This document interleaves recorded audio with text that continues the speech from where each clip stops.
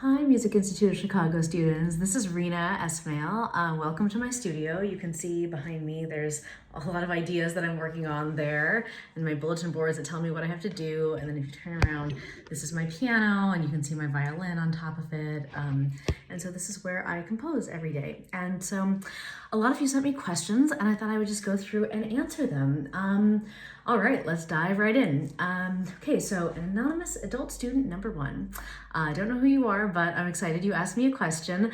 You asked, why do you compose music?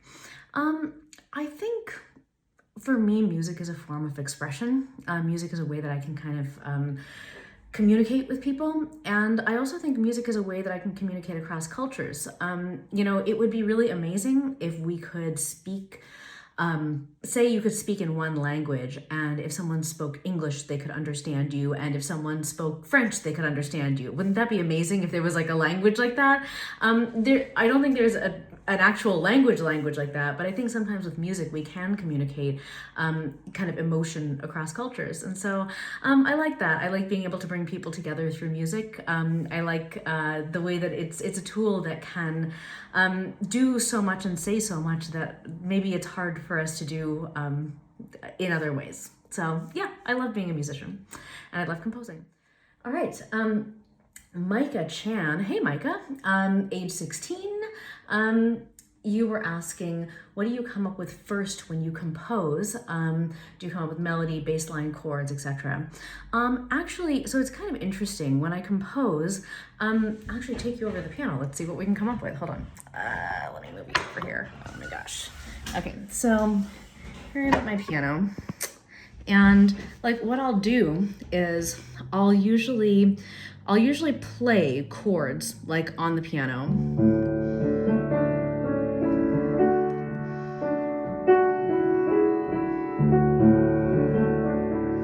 So I'll do stuff like that, and then I'll just kind of sing along with it. So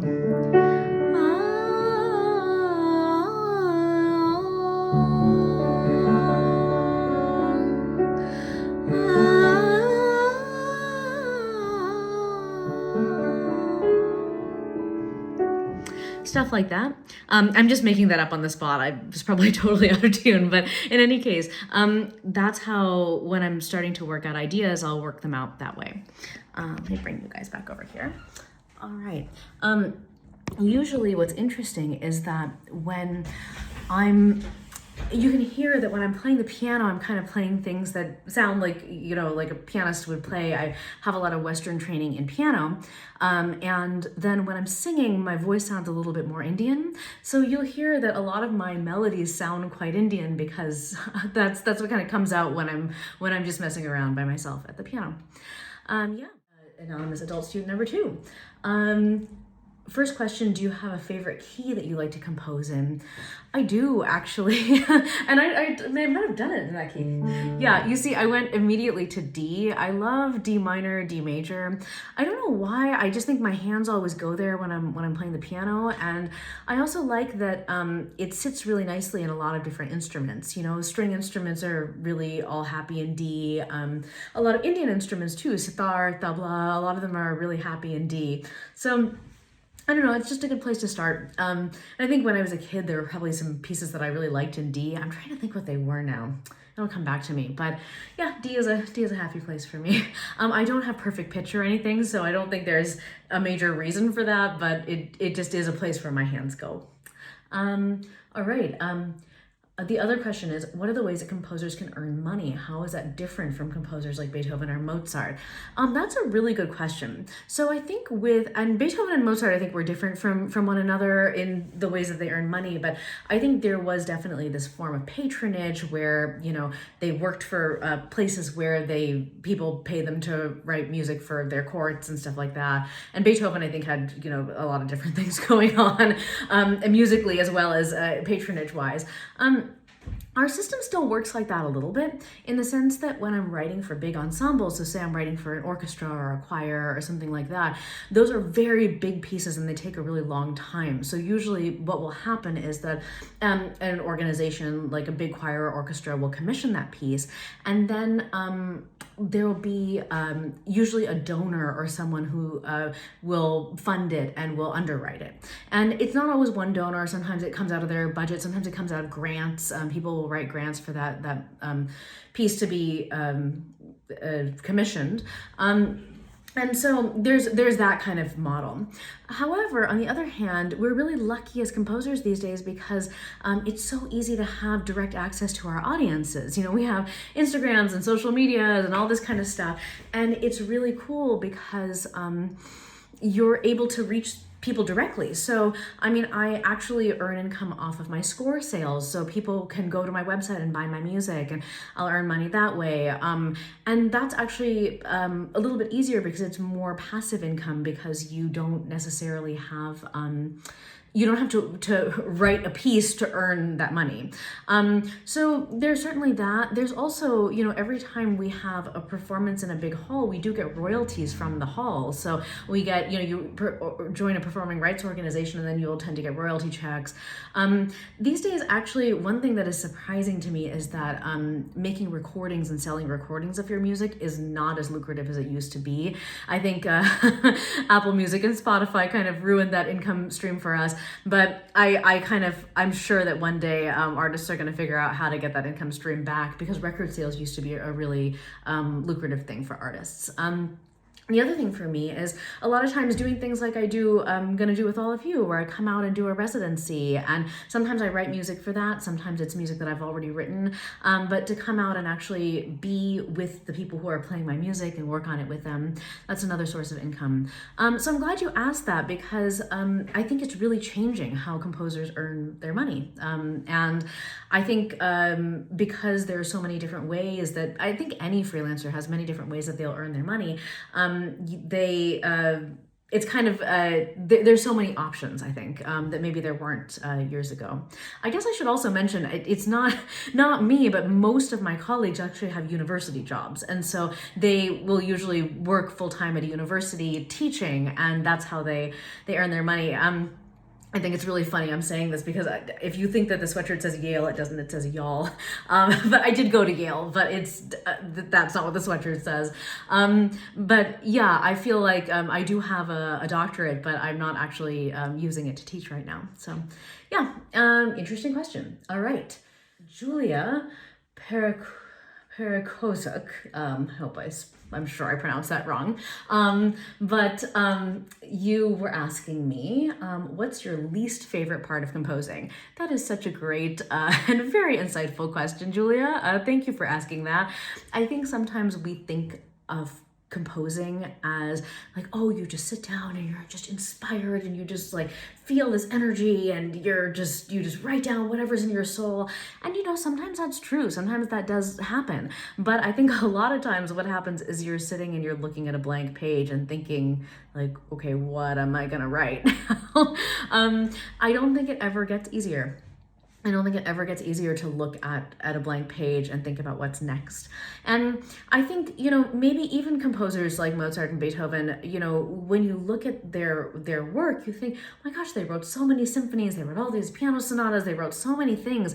But it's interesting because whenever you're looking backward, you're looking at all these things you've written that are done that seem inevitable and, like they've always been there. But when you're looking forward, you're basically looking forward into nothingness. You're just looking into this space of like, there's nothing here and I have to create this thing. So I think those first moments can be really scary. I mean, that's really tough. Practically, I'll say another thing that I feel is really tough is the moments where I have to kind of wrestle with the notation software. So a lot of us, we used to basically write music on paper, and I still kind of do. I mean, I'll show you. Basically, so I have an iPad that I use, and it's when I travel, I have to have a way to have all my sketches in one place. So I stopped writing on paper, but I don't know if you can see this. Let me put it up. Yeah, so you can see I basically have a PDF of staff paper and I just write on it. So, you know, like with, where's my pen? I don't have it on me. Okay. So in any case, I'll just write on the staff paper, and you can see I have these different notes and stuff here. So I do that, but it is like writing on actual staff paper, except that I have unlimited staff paper on my iPad. And at some point I've got to transfer it over to the computer, and the computer notation, oh, I'm here, I might as well just show you what it is. Okay, so it looks like this. I'll turn this around so you can see. Here's what the computer notation software looks like, right? So to write these things in is sometimes really difficult, and if you want to do anything that's unusual, it can be really hard.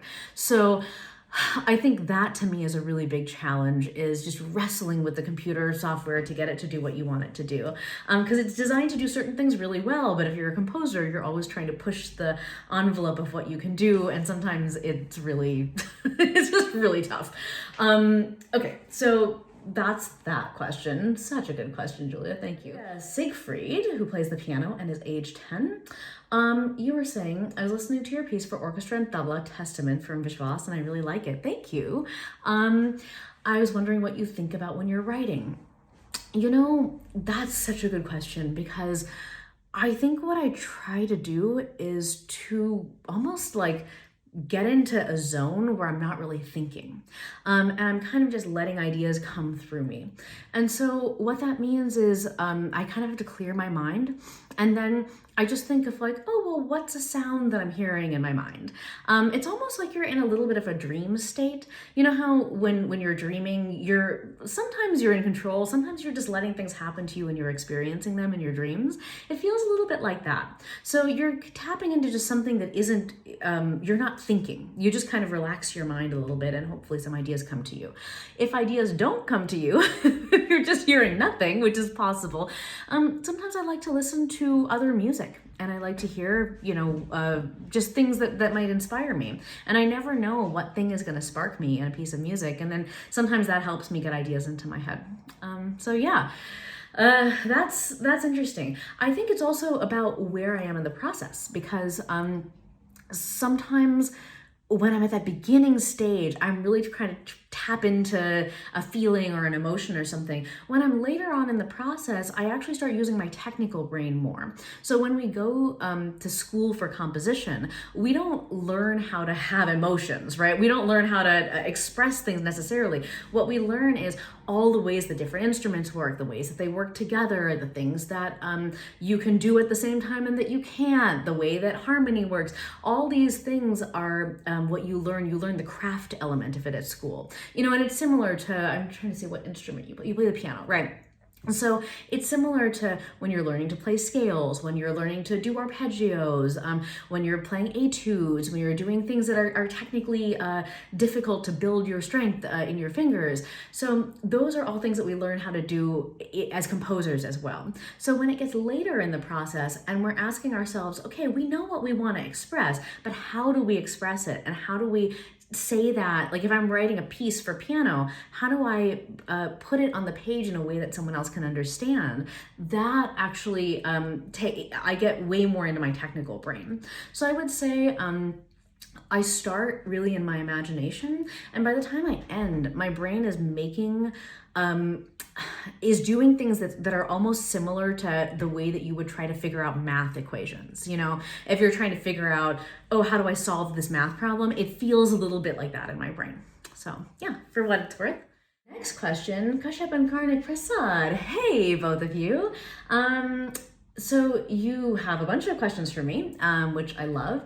So first question, how do you incorporate various Indian instruments and influences into your compositions?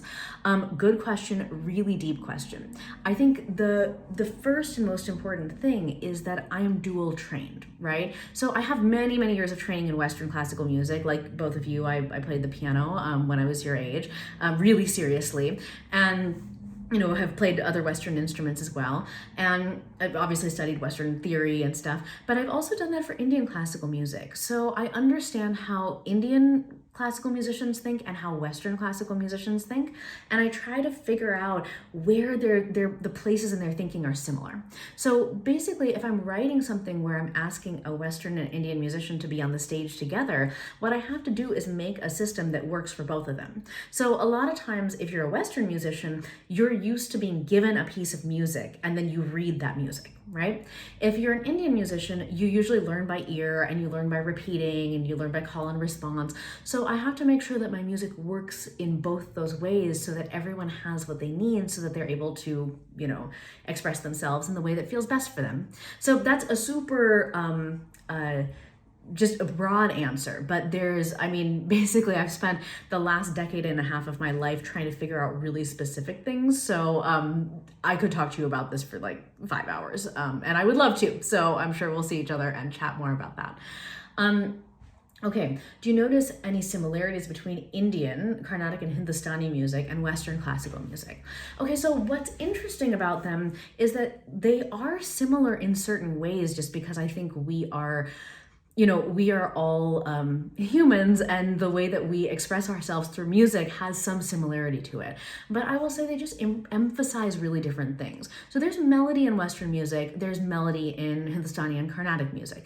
It's just that the melody, because, for example, you don't really, especially in Hindustani music, I know less about Carnatic than I do about Hindustani, but I'll say in Hindustani music, the melody is much more complex because they don't write down everything they do. So you're improvising, and so because of that, you can improvise all these like complex ornaments that if you were to write them down in Western music, it would look really crazy on the page. So Western music optimizes a little bit more for notation. Indian music optimizes a little bit more for improvisation, but they come from similar things. They both have sa, like a tonic.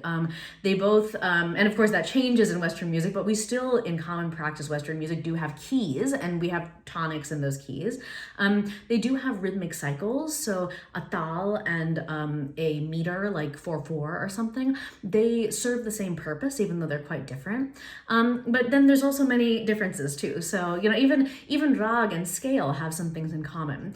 Like there's many rags that work in a similar way to how our minor scale works, where there's a lot of different kinds of ways to navigate through 6, 7, 8, that place in the scale. A lot of rag works that exact same way. So anyway, again, much deeper discussion, but those are some things that I've noticed that are in common. Also, we have solfege, they have sargam. So do, re, mi, fa, sol, la, ti, do, and sa, re, ga, ma, pa, da, ni, sa, very similar. So yeah. All right. Number 3, how did you deal with being an Indian woman in a field where there are very few Indian American artists? That's a really good question. So when I was growing up, there were really not many South Asians at all in Western classical music. And I guess it's just, I keep on asking myself, like, why did I decide to do it? That's so weird that I just thought that I would be a Western classical musician. I don't know, it made sense at the time. We sometimes don't know what draws us to those things.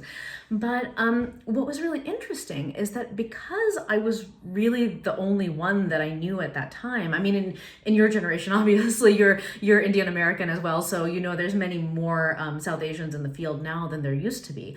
But in my time, I was just this one weirdo who was just out there doing my thing. But because I didn't necessarily see myself represented, I realized that whatever I wanted to do, I could kind of do whatever I wanted, right? I didn't have to follow in anyone's footsteps because there weren't really that many people's footsteps that I wanted to follow in. I was just kind of on my own path. And I think one of the things that we sometimes think, like we have this sense about this idea of representation, right? That, if you see someone do it, then that means that you feel that you can do it too. Also remember the opposite is equally true, right? If you don't see someone do it, maybe you're the first person who's gonna do it, And I think that's what I realized, is that I was unique and I was on my own path, and so I could kind of follow it in any way that made sense to me. So I do find that the reason why I was able to combine these cultures in the way that felt right to me was because I didn't have anyone telling me what the right way was. And I think if you're gonna pursue creativity in the arts, it's so important to remember that you if you're going into a creative field, you want to be creative in all aspects of that field, right? And I'm saying whether you're choosing it, dog is, my dog is very excited by the delivery guy. So you want to basically be creative in all elements of that field, right? So be creative in your approach to how, what repertoire you choose, why you choose it, the way you play it, who you play it for, in what situation you're playing it for. There's so many ways to be creative, and even in how you make a career as a musician, right? It's sometimes people want to go and tour and be concert pianists and stuff. Awesome, you can do that. But there's so many other great ways to have a career in music, and there's also many great ways to engage with music throughout your life, even if it's not your primary career. I think those are also really, really important options. Because the idea is when we get into music, we're doing it because it's serving something in our soul. And I think whatever you need to do to stay true to that is really important, however that looks in the world. So yeah, again, so much more to say there. All right, next question. How supportive were your parents of your desire to be a professional composer? What a great and insightful question. So it's really interesting. I come from a super unusual family. So I'm fully Indian, right? Like all four of my grandparents lived in India were born and raised in India. But my mom's side of the family is Goan, which means that they're from this part of India that was colonized by Portugal. They were quite Western, which is why I got into Western classical music. And then they immigrated to Kenya. So my mom actually grew up in Kenya. My dad's side of the family is from Gujarat, and they're Muslim, and they immigrated to Pakistan after partition. My parents met each other in Orlando, Florida, when they were in their late 20s, and this is in the 1970s, and they just decided that they were going to be together. So already, they're two different religions. They're from two really different parts of India. Of course, if you know India, you'll know that being Goan and being Gujarati is two completely different things. And so already I was from this family that felt very multicultural, even though we are Indian. And the other thing was that my parents were kind of unusual trailblazers themselves, because both of them were, working these really high-powered jobs. And then when I was really young, they decided that they were going to quit those jobs and they were just going to freelance because they wanted the flexibility to spend more time with me and to be able to have a really different kind of lifestyle. And so my parents were really cool because they were able to actually come to a lot of my concerts. They were able to come, support me when I played competitions, and they were always really excited about that.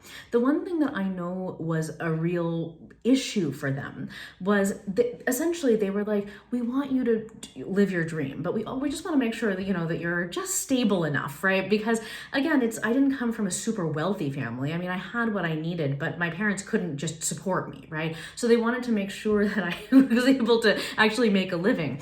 And they were really worried when I was a pianist because I had really bad stage fright, right? I had terrible stage fright. And my father was like, I don't know how you're going to make a career in a thing that you are so afraid of that you can't perform when you get on the stage. And I fought him. But somehow, in my senior year of high school, I kind of decided to be a composer.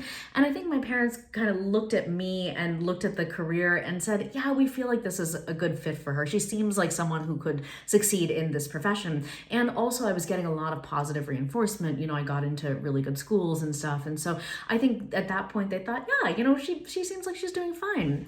And I have to give it to my parents because, of course, as with everyone's parents, you have ups and downs, you go through a lot as a family. And my parents definitely have come to some crazy concerts, in basements in Brooklyn and random places with weird stuff going on. And I'm sure there were times when they thought, oh my gosh, is this person ever going to be able to, what is this career? And it's just been really nice to be able to have them kind of watch me grow to a place where I really do have a full-time life being a composer that's really comfortable and really great.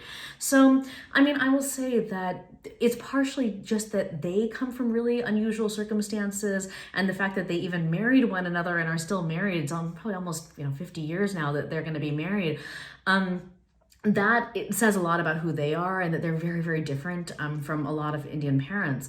But also, I think that they really just wanted something for me that felt like a combination of something that I loved and something that could actually support me. And they cared about both really equally. So yeah, I mean, they're still both here. You know, they live in LA. They live about 20 minutes away from me, and they're super supportive. They come to everything that they can. Sometimes they fly out for big concerts of mine, and it's really nice to share the successes with them because they've been there for a lot of the failures. I will just say that. So yeah.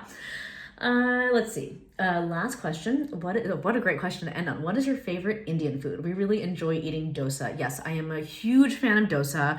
Dosa is always the thing I'll go and get when I can, because I can't make dosa at home. I know that there's some people who really can do that. I cannot. So when I'm going out somewhere, I will always pick a masala dosa or a rava dosa, something like that.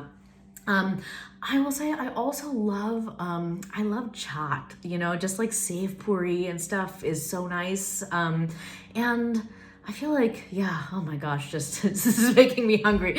But yeah, I would agree with you. Dosa is pretty unbeatable. All right, thanks everyone. Can't wait to see you all in a few weeks in Evanston. Okay.